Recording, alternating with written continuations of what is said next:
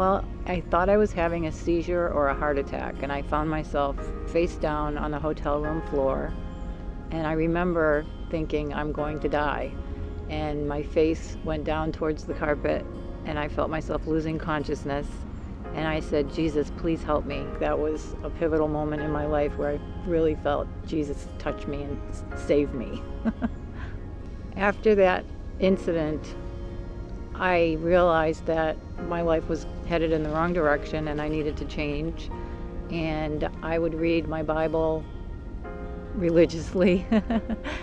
I eventually got a job and met my husband, and I had my daughter, and that really changed everything. We went back to church and started to follow God a lot more closely than we had when we were younger.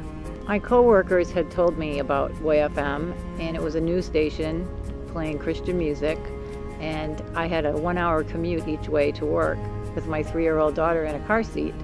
And one particular day, Madonna had a nasty song on the radio that I couldn't explain. When my daughter said, Mommy, what does she mean by that? And I instantly changed the channel and it went right on Way FM.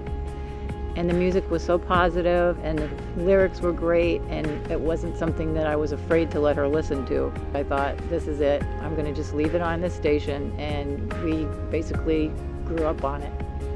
Way FM has really been there for me from that point on. I was fortunate enough to volunteer for Pledge Drive. I've actually met my best friend there. I met this woman sitting next to me answering the phones, and she just turned out to be one of the best friends I've ever had in my life.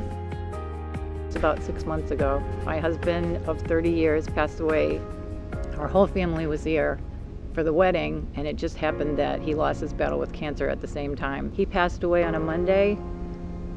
My daughter was married that Friday, and we had his funeral on Saturday. And I remember hearing Carrie Job on Way FM singing I Am Not Alone. That was my anthem for the first several months. And now there's a song called The Eye of the Storm by Ryan Stevenson. And it just tells you about how, even though your sails are torn, God's still going to be your anchor, and He's always going to be there for you. And if you listen to the music, it's uncanny how a song can speak to you. And you feel like it's God talking to you. And it's just an amazing thing listening to Way FM. I am so grateful the station is there. I am Kathy, and I'm grateful to be Way FM.